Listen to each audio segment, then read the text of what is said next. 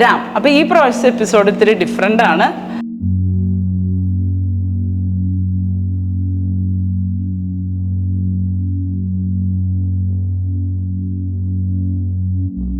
നമ്മൾ സംസാരിക്കുന്നതിൻ്റെ കൂടെ തന്നെ നമ്മുടെ യോഗ മാസ്റ്റർ മിസ്റ്റർ രാജീവ്.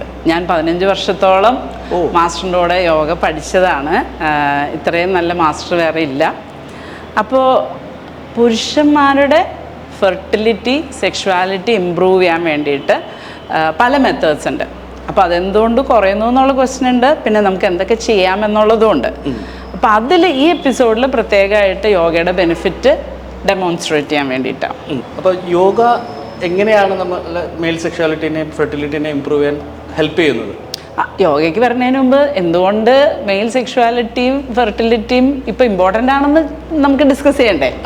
അതായത് ഇപ്പോൾ സയൻറ്റിഫിക് സ്റ്റഡീസ് കാണിക്കുന്നത് കഴിഞ്ഞ ഒരു 20-30 ഇയേഴ്സായിട്ട് പുരുഷന്മാരുടെ ഹോർമോൺ, അതായത് മെയിൽ ഹോർമോൺ ടെസ്റ്റോസ്ട്രോൺ പറയുന്ന ഹോർമോൺ വളരെ വേഗം കുറഞ്ഞുകൊണ്ടിരിക്കുകയാണ്.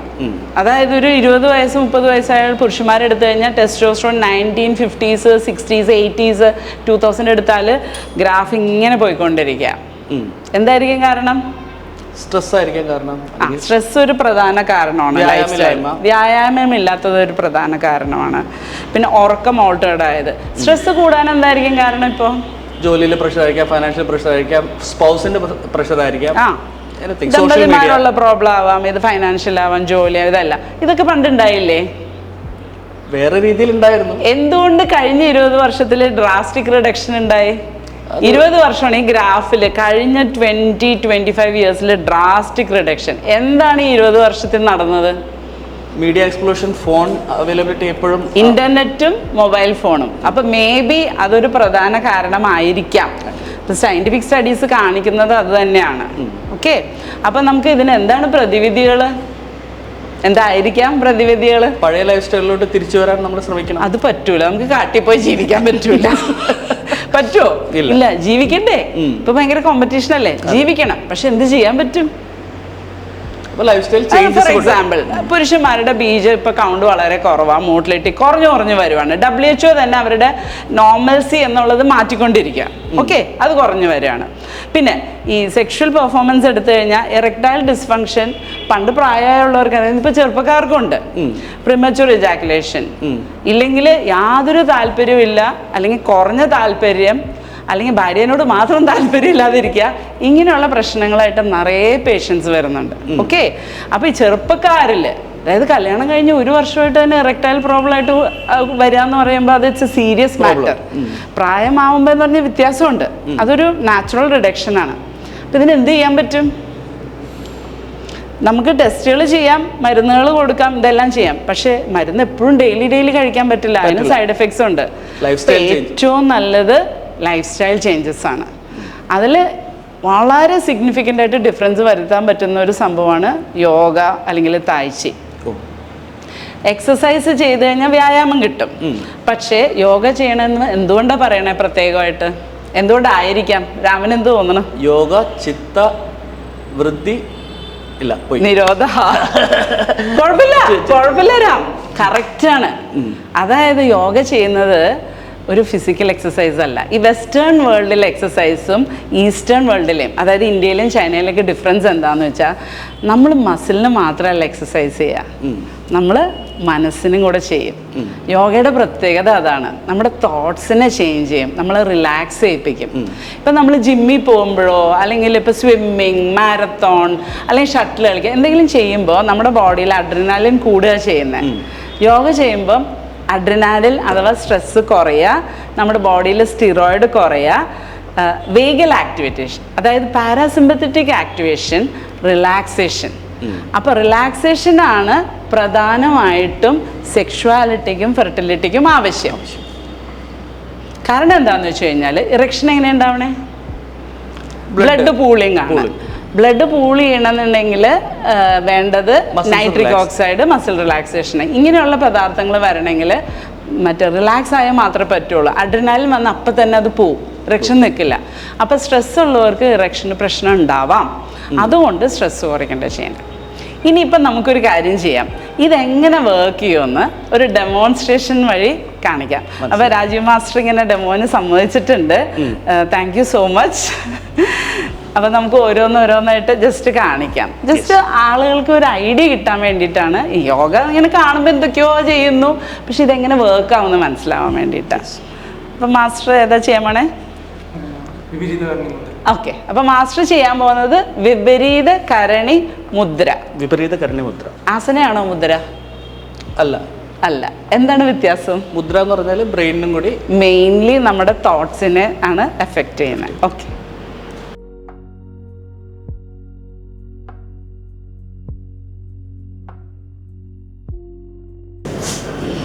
അപ്പൊ ഇതിനകത്ത് നമുക്ക് ഈ നിൽക്കുന്ന പോസിൽ നിന്ന് തന്നെ ഒരു കാര്യം മനസ്സിലാവും. നമുക്ക് രക്തോട്ടം ഉണ്ടല്ലോ, ബ്ലഡ് സർക്കുലേഷൻ. ഈ ബ്ലഡ് സർക്കുലേഷൻ മുഴുവൻ നമ്മുടെ കാലിൽ നിന്നും ഈ പെൽവിസിൽ നിന്നും എല്ലാം ആ തലയുടെ ഭാഗത്തേക്കാ പോകുന്നത്. അപ്പൊ ഈ ഭാഗത്ത് പൂളിംഗ് ഉണ്ട്. നമ്മുടെ തലച്ചോറിലേക്ക് മാക്സിമം ബ്ലഡ് പൂളിംഗ് ഉണ്ട്. അപ്പൊ ഈ തലച്ചോറിന്റെ ഈ ബേസിലായിട്ടാണ് നമ്മുടെ പിറ്റ്യൂട്ടറി ഗ്ലാൻഡ് എന്ന് പറഞ്ഞ ഗ്ലാൻഡ് ഉള്ളത്. മുമ്പിലാണ് തൈറോയിഡ് ഗ്ലാൻഡ് ഉള്ളത്.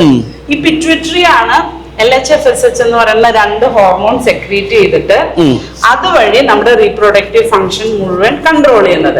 അപ്പൊ മാക്സിമം അതിലേക്ക് പോകുമ്പോൾ അതിന്റെ ബെനിഫിറ്റ് ഉണ്ട്. ഇനി മാസ്റ്റർ നേരം നിന്നോ, ഞാൻ എക്സ്പ്ലെയിൻ ചെയ്തോളാം. അപ്പൊ എന്തുണ്ടാവുന്ന വെച്ച് കഴിഞ്ഞാല് LHFSH ഇംപ്രൂവ് ചെയ്യുമ്പോൾ സ്പേം പ്രൊഡക്ഷൻ ഇംപ്രൂവ് ചെയ്യും. അതിന്റെ ബൈ പ്രൊഡക്റ്റ് ആയിട്ട് ടെസ്റ്റോസ്റ്ററോൺ ഇംപ്രൂവ് ചെയ്യും. അപ്പൊ അങ്ങനെ അത് ഭയങ്കരമായിട്ട് ഹെൽപ്പ് ചെയ്യും. അതിലും ഇമ്പോർട്ടന്റ് എന്ന് വെച്ച് കഴിഞ്ഞാൽ നമ്മളിങ്ങനെ നിൽക്കുന്നത് ഒരു മെഡിറ്റേറ്റീവ് സ്റ്റാൻസ് ആണ്. ഹോർമോൺ കറക്ഷൻ മാത്രമല്ല, ആ മെഡിറ്റേറ്റീവ് എഫക്ട് കൊണ്ട് ബ്രെയിൻ ഭയങ്കര റിലാക്സ്ഡ് ആവും. പിന്നെ ഈ തൈറോയിഡ് ഗ്ലാൻഡും ഫെർട്ടിലിറ്റിക്കും ഇതിനും ഭയങ്കര ഇമ്പോർട്ടന്റ് ആണ്. അതാണ് വിപരീത കരണി മുദ്ര. ഇനി മാസ്റ്റർ അടുത്തത് ഏതായിരിക്കും ചെയ്യാൻ പോണേ? സേതുബന്ധാസൻ. രാവിലെ ചെയ്ത് നോക്കണം കൂടെ. ഇതൊന്നും ചെയ്തു നോക്കാം. ചെയ്ത് നോക്കിക്കോണെങ്കിൽ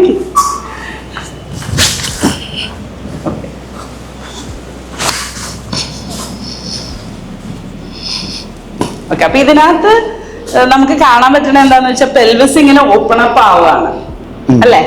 അപ്പൊ ഇനി നിങ്ങൾ നേരെ അയക്കോ വേണമെങ്കിൽ, കാരണം ആ പോസ്റ്റിൽ നിൽക്കാൻ ബുദ്ധിമുട്ടല്ലേ. രാമണിച്ചോ?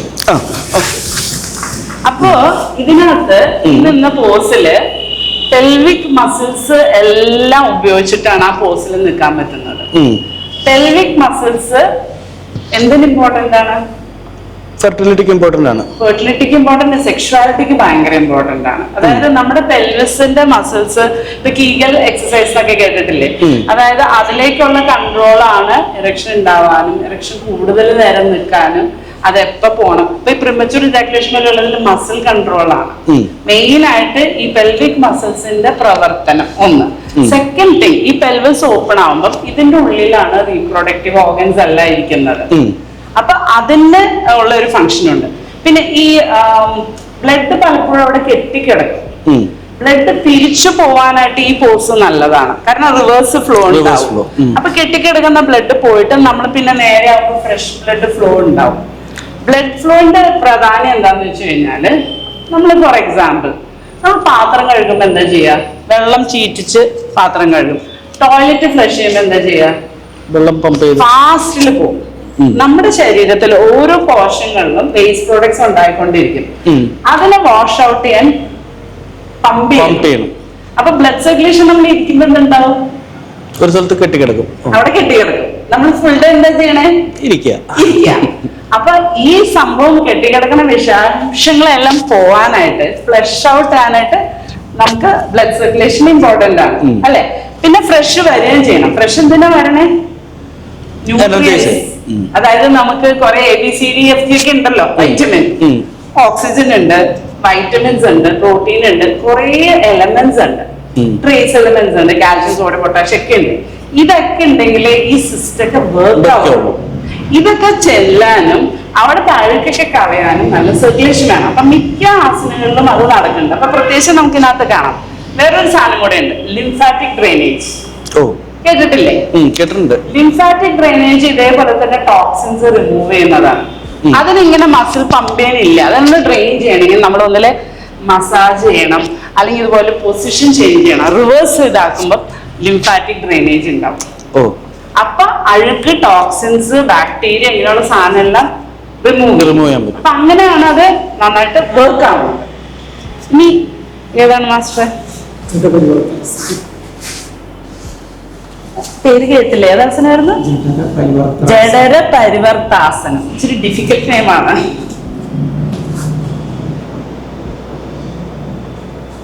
ഓക്കെ. അപ്പൊ ഇതിനകത്ത് ഉണ്ടാവുന്നത് പെൽവിക് ടിൽറ്റ് ആണ്. പെൽവിക് ടിൽറ്റ്, അപ്പം പെൽവിക് മസിൽസ് ആക്ടിവേഷൻ ഉണ്ട്, ഇതിൽ ഫ്ലെക്സിബിലിറ്റി ഉണ്ട്. ഇതിനകത്ത് ഇങ്ങനെ ഒത്തിരി വലിയുന്ന കാരണം സ്പൈനൽ കോഡ് നല്ല ഇത് കിട്ടും, വലിച്ചില് കിട്ടും. അപ്പൊ അതുകൊണ്ട് പോസ്ചർ ഇംപ്രൂവ് ചെയ്യും. പോസ്ചറും കോൺഫിഡൻസും കണക്റ്റഡ് ആണ്. പിന്നെ ഈ ഞരമ്പുകൾ വരുമ്പോ സേക്രൽ ഏറ്റവും താഴെയുള്ളതെന്നാണ് പ്യൂഡന്റൽ നെർവ്സ്. അതായത് നമ്മുടെ ഈ സെക്ഷൽ ആ ഭാഗത്തേക്കുള്ള എല്ലാ നെർവ്സ്, റീപ്രൊഡക്റ്റീവിന്റെ ഫംഗ്ഷന് വേണ്ടത് പ്യൂഡന്റൽ നെർവ്, ഈ സേക്രൽ പ്ലെക്സസ്. അതിന് നമുക്ക് നല്ല സ്ട്രെച്ചിങ് മുമ്പാണോ ആ ഭാഗത്ത് ഏറ്റവും താഴെ ലംബാർ കഴിഞ്ഞിട്ട് ഏറ്റവും താഴെ സേക്രൽ പ്ലെക്സസ്, അതിനാണ് പ്യൂഡന്റൽ നെയിം. അപ്പൊ ആ നെർവ്സിന് ഇത് വരും. പിന്നെ ഇതിങ്ങനെ നമ്മള് സ്ക്വീസിങ് ആണ്, നമ്മൾ റീപ്രൊഡക്റ്റീവ് ഓർഗനെ സ്ക്വീസ് ചെയ്ത് റിലീസ് ചെയ്യുമ്പോൾ അതിന് മസാജ് ആണ്. ഇതുപോലെ നമ്മൾ തുണിയൊക്കെ അലക്കി പിഴിഞ്ഞെടുക്കണ പോലെ പിഴിഞ്ഞ് ക്ലീൻ ചെയ്ത്. അതേപോലെ മറ്റേ സൈഡും ചെയ്യാം. അപ്പൊ ടോട്ടലി രണ്ട് സൈഡിലും. അതെ. അപ്പൊ നമ്മൾ ബേസിക്കലി അകത്തുള്ള ഓർഗൻസ് ഒക്കെ ബ്ലഡ് കൊണ്ട് അലക്കി പിഴിഞ്ഞെടുക്കണ പോലെയാണ് യോഗ. അപ്പൊ എല്ലാം നല്ല വൃത്തിയാവും, ക്ലീൻ ആവും, വർക്ക് ആവും. മാത്രമല്ല മസിൽസ് വർക്ക് ആവും. പിന്നെ ഇത് ആക്ച്വലി നമ്മൾ അങ്ങനെ കിടക്കുന്നുണ്ടല്ലോ, ആ പോസിൽ കുറെ നേരം കിടക്കുന്നത് ഭയങ്കര റിലാക്സേഷനാണ്. ഇത് ഭയങ്കര റിലാക്സിങ് ഇതാ. എനിക്ക് ഇഷ്ടമുള്ള ഒരു ആസനം. ഭയങ്കര എളുപ്പമാ. പിന്നെ സ്ത്രീകളുടെ പെൽവിസ് ജനറലി കൂടുതൽ മൂവി ആണുങ്ങളെക്കാളും. അപ്പൊ ഞങ്ങൾക്ക് കുറച്ചും കൂടെ എളുപ്പമായിരിക്കും. പിന്നെ അങ്ങനെ നമ്മുടെ പെൽവിസ് ടിൽറ്റ് ചെയ്യുമ്പോഴേ എന്തോ ഒരു പ്രത്യേക സുഖം കിട്ടും. എനിക്ക് യോഗയെ കുറിച്ച് അധികം വലിയ വിവരമൊന്നുമില്ല, പക്ഷെ ചക്രങ്ങളും അതിന്റെ ഫങ്ഷൻസും അങ്ങനെ കുറെ പേരുതൊക്കെ ഉണ്ട്. അത് വിവരമുള്ള ആൾക്കാരൊന്നും ചോദിച്ച് മനസ്സിലാക്കാം. എനിക്ക് ജസ്റ്റ് ഒരു അലോപ്പതി ഡോക്ടർ എന്നുള്ള നിലയ്ക്ക് യോഗ എക്സ്പ്ലെയിൻ ചെയ്യാൻ അറിയുള്ളൂ. ഞാനിതിന്റെ ഒരു എക്സ്പേർട്ട് അല്ല, ഞാനൊരു സ്റ്റുഡന്റ് മാത്രമാണ്. അപ്പൊ എന്തെങ്കിലും തെറ്റ് പറയണമെങ്കിൽ ക്ഷമിക്കണം. ഇനി ഉണ്ടോ?